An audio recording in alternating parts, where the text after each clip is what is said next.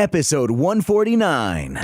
Are you ready to take your eBay business to the next level? Then hold on, because Ron and Ali are going to take you into the fast lane with the latest tips and insights from some of the biggest and most successful sellers here on the So You Want to Sell on eBay podcast.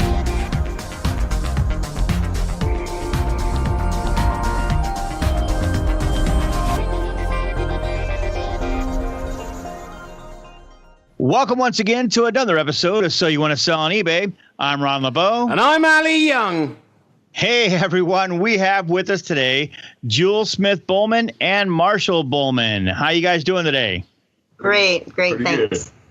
Awesome. Great to have you with us today. You guys are doing good. I'm here. I'm good here in St. Louis. Ali, let's find out. What's it like in Thailand today? It's a little bit cloudy. The birds are chirping. Whatever. Blah, blah, blah. So, Jules started back in 2003 selling commissioned motorcycle parts for a friend, then opened a store selling vintage items while working full-time. Now living in the U.S., she sells full-time and found a niche focusing on vintage toys. She considers it selling childhood memories and making new ones. Awesome. Wow. Awesome. Okay, so I love that word vintage. So vintage toys, how far back does a vintage go? For me, when we were kind of doing the merge from when I first moved to the States, we were selling just vintage items, anything, and that went from the 50s to present. Yeah. But when it comes to the toys that we like to sell, it's pretty much the 60s, the 70s, and some 80s. Wow. So okay. I mean, talk us so if I walk in a shop and I see a gorilla, how do I know that that's from 1960? Has it got like a different moustache, or how would you be able to tell what era, or does it just say it on the label?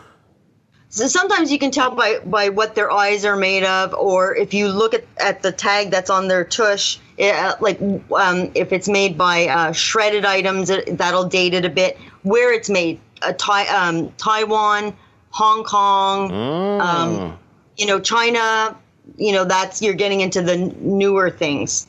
And speaking of, we do have a gorilla. Yeah. Oh, yeah, I know. I've seen him. I see him. He's awesome. Sitting on a zebra chair. That's really cool. I love that. You couldn't get a better photo of that. That's awesome, by the way. Your photos are incredible. That's really good stuff. Thank you. Let's back up. Let's back up here, Jewel. You said when you moved to the States, okay? So since you said that, it's piqued my interest. I'm just curious, where did you come from? What country? Canada. Okay. All right. They sound the same to me anyway. Yeah, we all ride horses out. Yeah, you all got that. That accent, you all sound like that. So that's amazing. What is this? So you mentioned you're doing this full time. Is this like a passion? Is this something you've had since a child? It really is. I didn't even want to get into eBay. I did it as a favor for a friend. I was selling something I had no knowledge of, but my children were small at the time. And as they were growing, I was kind of seeing dollar signs in all their toys. So I kind of made that merge into, just making money instead of just, throwing old things out. And then toys are really, really where my heart is. I just get so much enjoyment selling toys. Oh, nice. That's cool, man. Marshall, are you a toy guy as well, or are you forced into this? And none of your guy friends are going to listen. No one's listening, Marshall. Old cigarette lighters, old knives, and old watches, and That's just it. different things. I don't see that on this store. Of course you are. You sell plush, pal. No, she already sold all my stuff. It's all gone. That's awesome, man. And just so you know, none of your friends are listening, Marshall. You can say whatever you want about the plush toys. It's all good, brother. No, it's really cool. You guys have a really cool selection. I really love this, and I love the way you've broken up your categories. Because a lot of times, there's enough people out there that sell similar things, but I love the way you have your plush toys, categorized by what they are. If I'm looking for a teddy bear, there's no guesswork where I need to go. I love it that you have taken the time to, categorize these as they are. It's really cool. Well, thank you. Yeah, we want to make it as simple, and things are changing so quickly. Just like with online sales and eBay itself. So, a seller needs to simplify things as much as they can for the buyer. Make it like a really enjoyable thing. to find that one item that they've been searching for. Plus, people are buying off of their phone now more than on the computer. Yeah. Yes, they are. Yeah. Very good point. And that's one of the reasons why eBay made some changes to the eBay stores recently. But let me ask you this. So you mentioned, things are changing so quickly. How are you guys keeping up with the changes? And does it feel overwhelming at some point? Sometimes it is, because I have a huge inventory. Yeah. So it is a little bit, it is a little bit daunting, but that's part of what this business is. It is going to constantly change, and you do have to be flexible. And that's not my strong point, flexibility.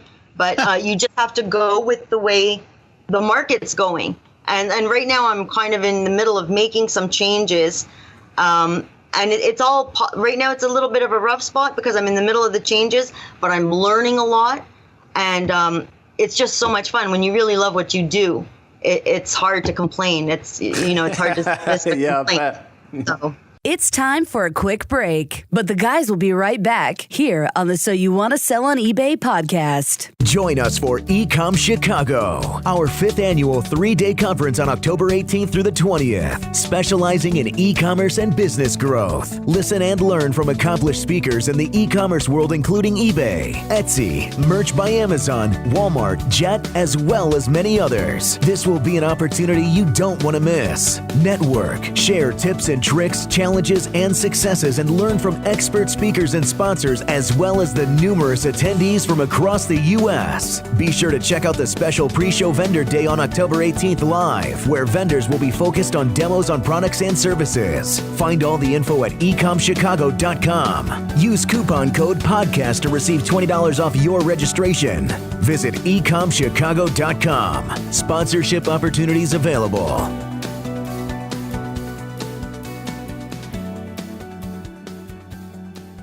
A repetitive question among eBay sellers is, how can I sell more? Another one is, what solutions should I use to grow my business? Today, we have an answer to both. 3D Sellers. It is a first-of-a-kind platform that combines all vital solutions for eBay sellers under one dashboard. 3D Sellers has powerful tools for you to increase sales. 3D Sellers will boost your feedback score with a smart feedback reminder. 3D Sellers will give your listings a professional look and bring repeat business with professional cross-selling emails, and it is easy to use. There are other tools too.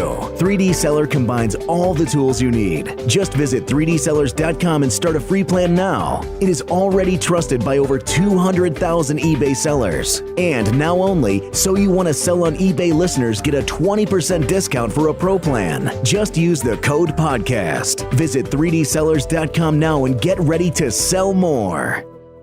Check us out online or on social media. Facebook.com/So You Want to Sell on eBay and Twitter at Your eBay Podcast. So you mentioned there you got a large amount of stock. So how do you store all this stuff? Have you got like 17 fields full of warehouses full of plush toys? No, I ended up having to build her a warehouse. Oh, I like that, Marshall. I like the way you came in with that. I had to build her something. No, I love first it. was the attic in my house, in our house. Yep. And when the attic got full, then I built the warehouse, and it has an attic upstairs also.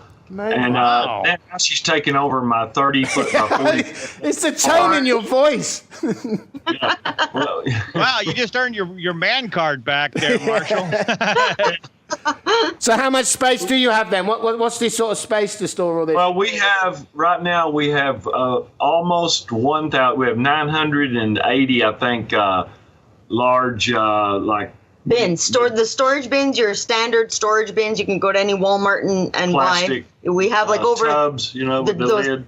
Yeah, those reusable storage tubs. We have over 1,000 of them filled with product. And then we have what is my inventory that I haven't even processed yet. That's in bags. We have tons of huge, gigantic, heavy-duty bags full of stuff that we haven't processed yet, and then also it's in the tub. So do you guys use the oh my gosh method? Like when somebody buys something, you're like, oh my gosh, what bin is it in? Or do you actually have some kind of a system? We have a system. We have a system in place. The bins are all numbered, and I'm really old school. I like hard copies, so I have my inventory lists of where, like, online I'll mark what bin that item is, and then I have my hard copies of where my bins are, which location my bins are in, and it's that because simple. the way it happened, it couldn't go 1, 2, 3, 4, 5. Is in the attic. It goes from 1 to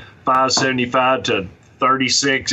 So we had to document where everything is because they're not all universal size storage bin. There's some of them are longer, some are shorter, and they don't stack as well. So, gee, it sounds so big. I don't know. In my mind, it just sounds overwhelmed, so big. man. My goodness, yeah.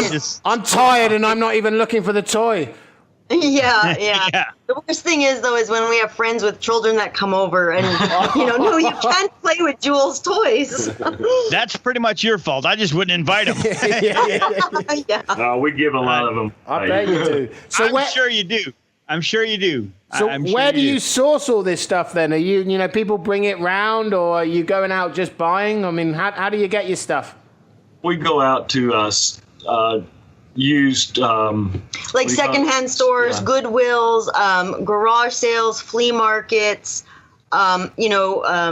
estate sales, and Marshall's really good at getting people interested in lowering prices, getting people interested in selling us things in bulk. That's really his forte. So it works well for us. Amazing. Yeah, I mean that's awesome.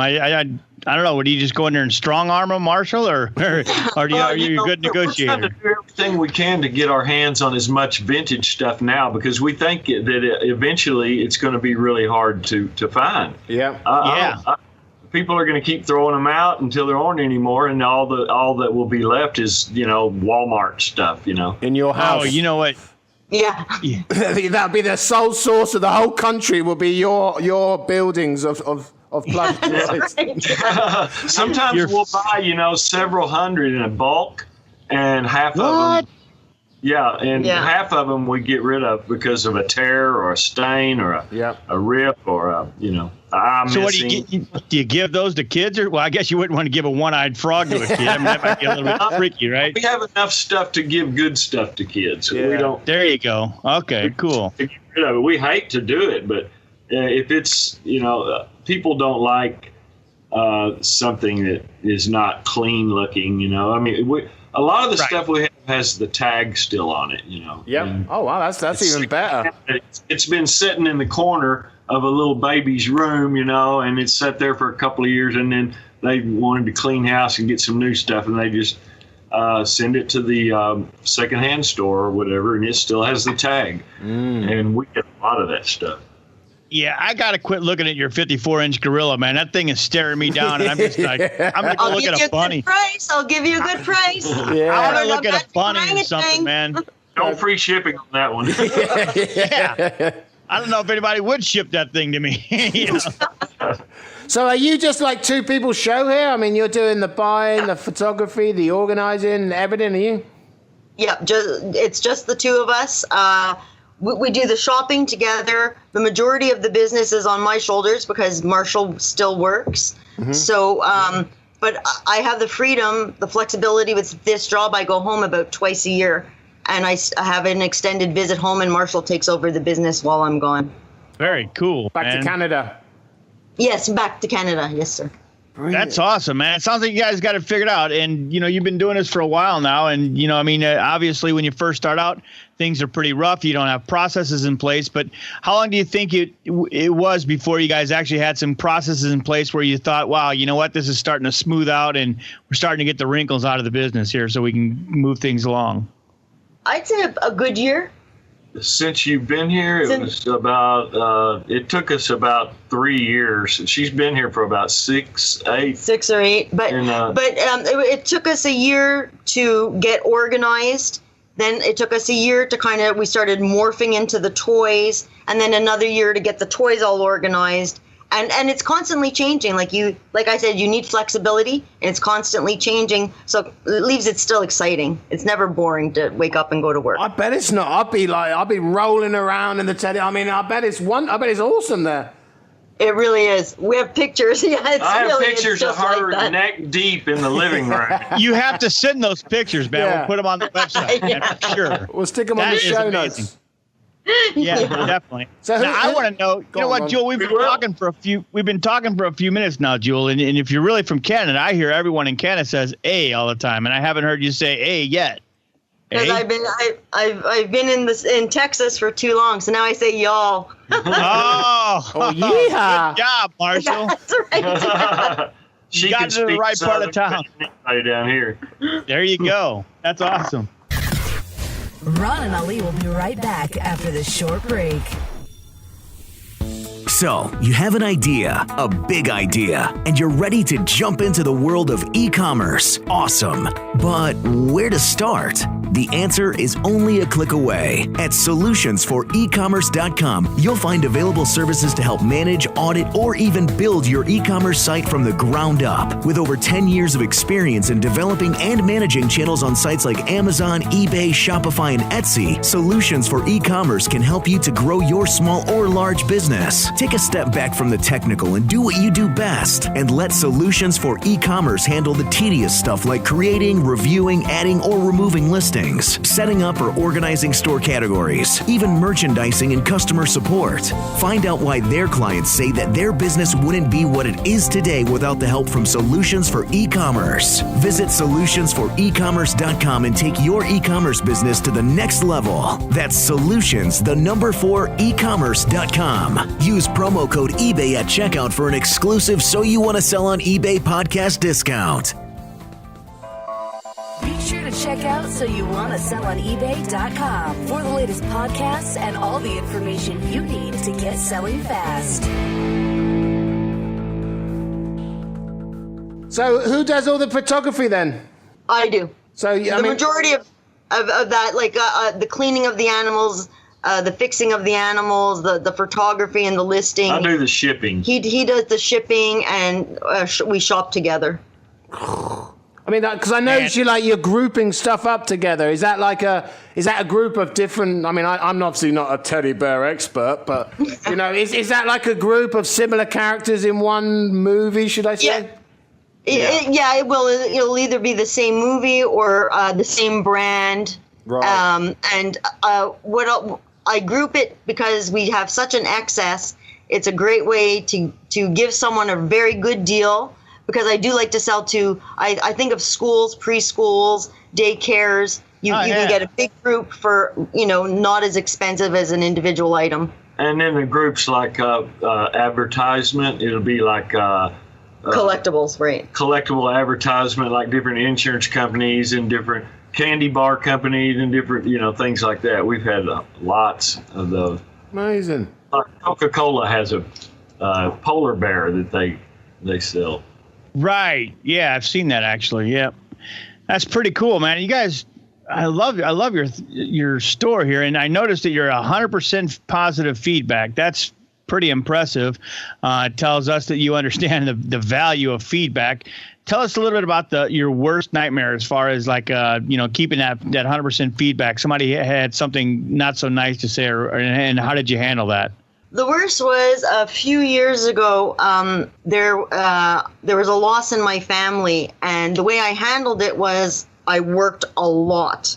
The only thing I didn't realize at the time was I wasn't storing my online items properly. If it was supposed to be in bin 1, I was actually putting it in bin 5. So there was a little period of time where I would sell an item and be completely unable to find it, and that was completely my fault. And the majority of buyers, once I explained the situation, have been so very, very kind. So kind. I had one upset buyer that had every right to be upset, but we ended up, the communication was open and it was great, and it still left me with 100%. So I don't know. Awesome. People are just good.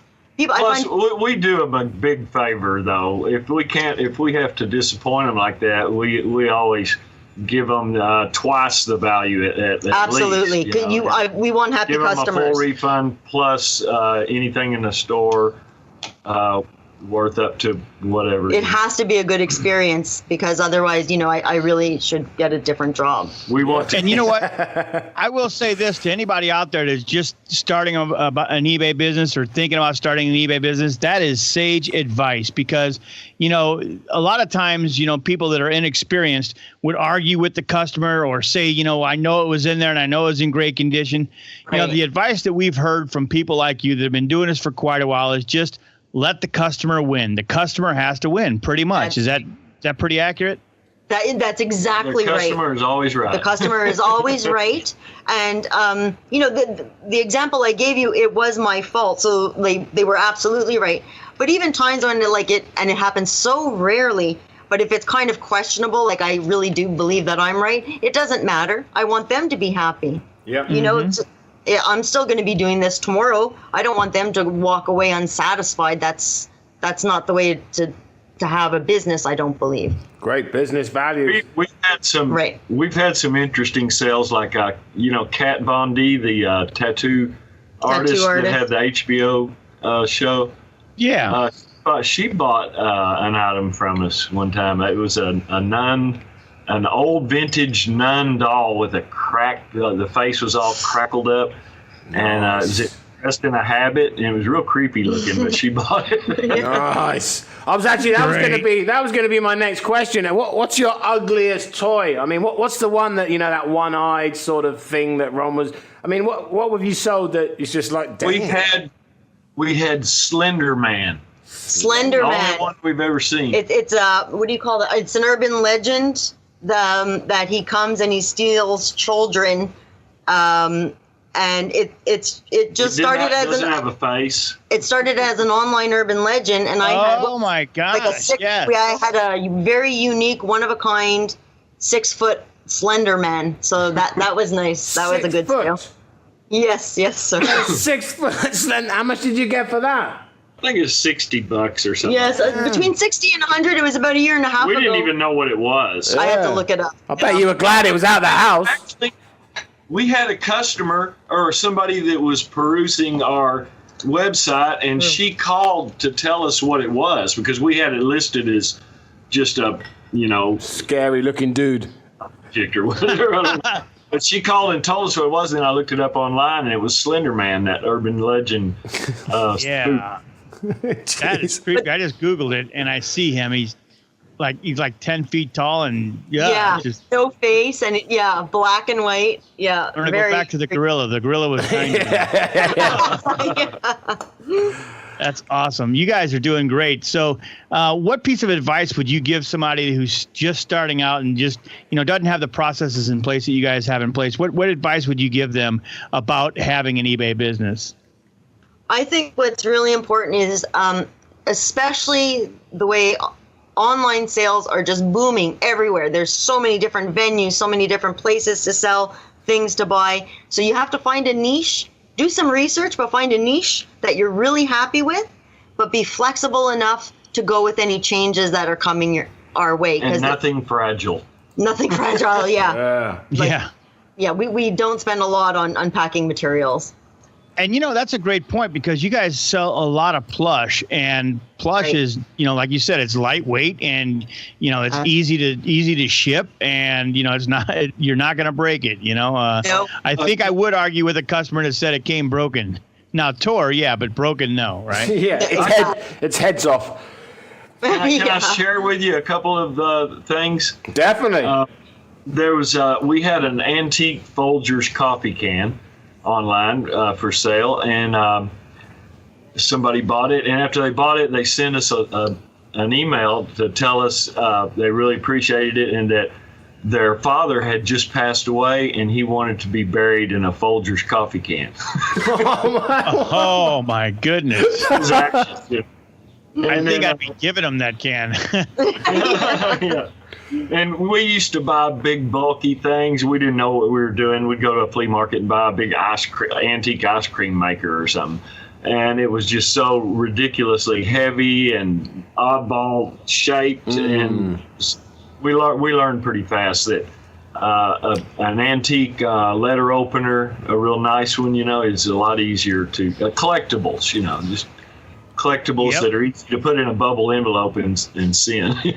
Yeah, definitely. Yeah, no doubt. Definitely, I mean, it's. I can see why you're in this niche, and it seems like you got a lot of passion behind it because you really spend time with the pictures. You really seem to have good descriptions, and so is this just trial and error on selling it, like knowing the price, or have you ever had something that you really no one except for like Slender Man or whatever it was there? Have you had something that you're not sure what to sell at and start as an auction?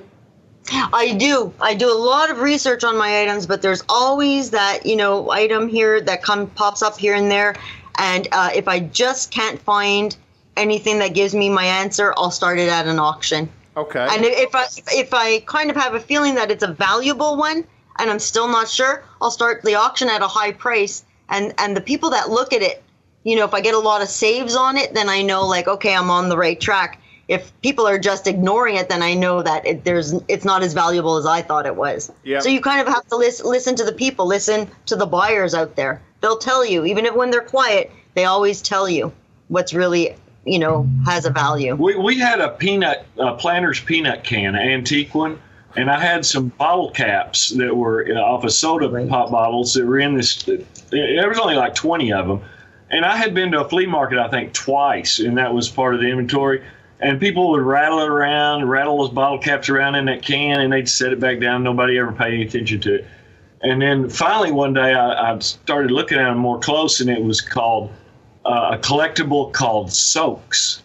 Okay. And we found there's a whole community out there that are looking for these special soaks, and that's bottle caps with something, underneath it was on this particular one, it was old Dallas Cowboy players, but we just happened to have a couple of the really good ones, and that handful of bottle caps sold for $600, I think. Yeah. Oh, amazing. Oh, my word.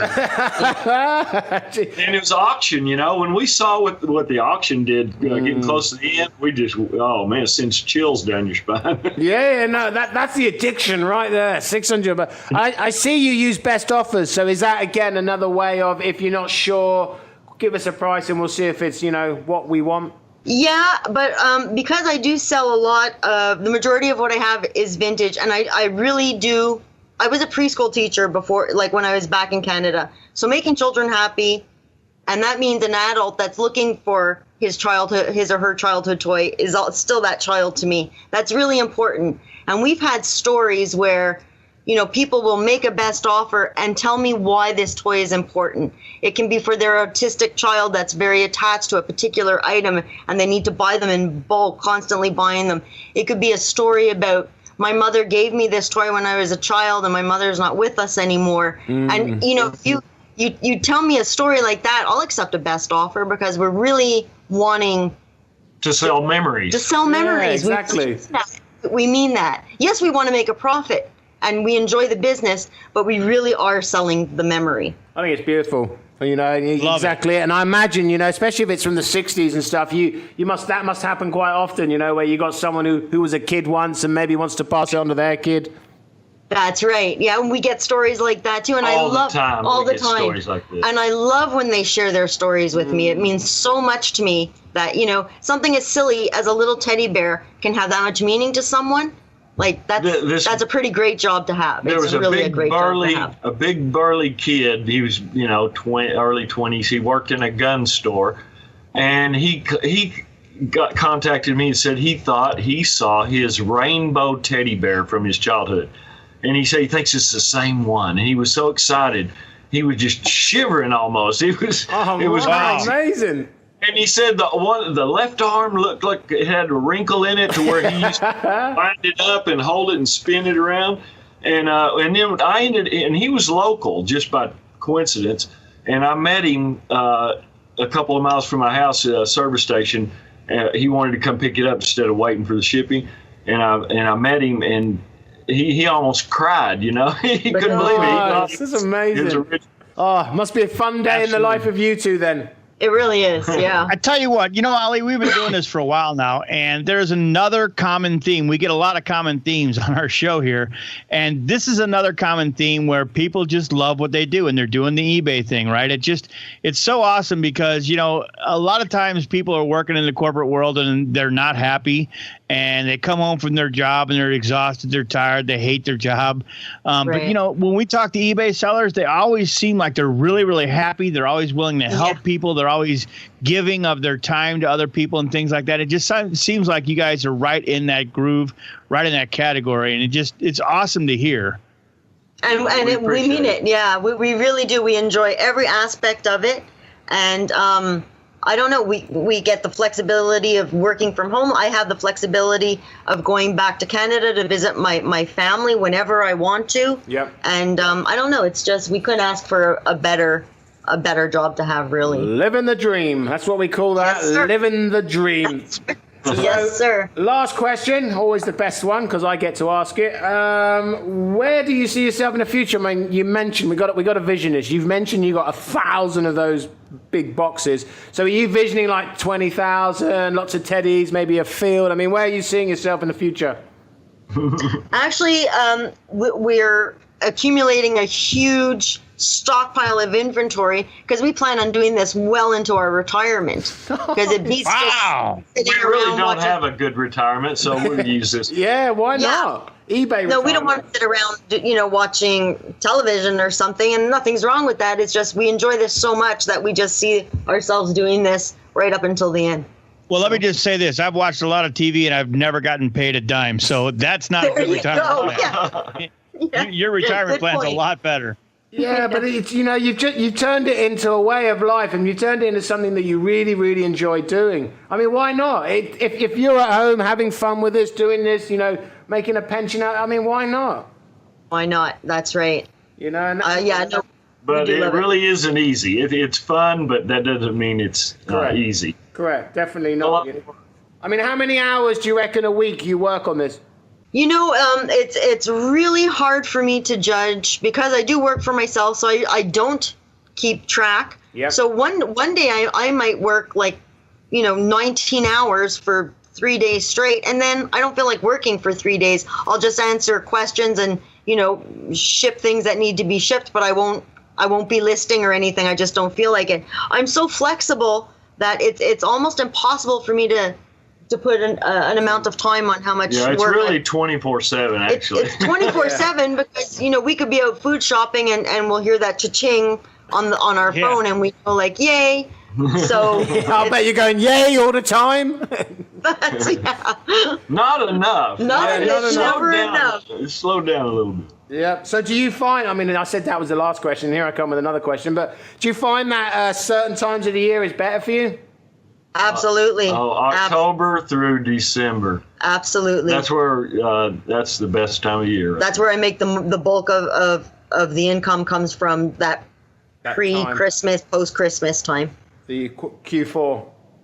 Yes. And in 3 or 4 months, we probably make half of our yearly income. Amazing. I mean, you should just retire then, do 6 months work and then we're done. We'll see you in next Q4, Q3. Great. Brilliant. Well, sadly, we've run out of time, Jewel and Marshall. It's been really good. I mean, it's just, we've brought another person on the show, and we've had many of them over the years who just has a passion for what they do. It's not, one, it's a way of making an income, but two, it's become a lifestyle. It's a passion. And I just love interviewing people like yourselves because you give so much good information to people who maybe think it's not possible or who are struggling with it. So thank you so much for joining us today. We've had great fun with it all.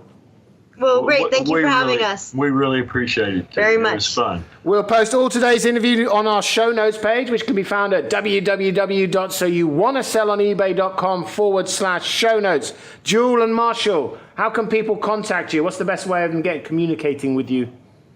Best way would be through Jewel's Things on at eBay or Jewel's Things Twitter. Jewel's Things is pretty much my tag. I'm trying to get that out through social media as much as I can. It's on all my venues. It's on all my social media. So Jewel's Things. Brilliant. And that's all one word if you want to go check it out. Yes. Yep. Capital J, capital T. One word. Yep. So go over to the show notes page. You'll be able to find it there. You'll be able to see it on our Facebook group and stuff like that. Once again, thanks for joining us. We've had awesome fun from everyone here at So You Want to Sell on eBay. I'm Ali Young. And I'm Ron LeBeau. That's all for this episode of So You Want to Sell on eBay. Be sure to check out our next episode or any past episodes by going online to soyouwantasellonebay.com. Also, be sure to follow us on your favorite social media sites, facebook.com/So You Want to Sell on eBay, and Twitter @Your eBay Podcast. Thanks for listening, and until next time, happy selling. Have an idea for a topic or know someone who would like to be on the show? Let us know. Just go to www.soyouwantasellonebay.com/interview. We look forward to hearing from you. This podcast was produced in part by Pro Voice Works.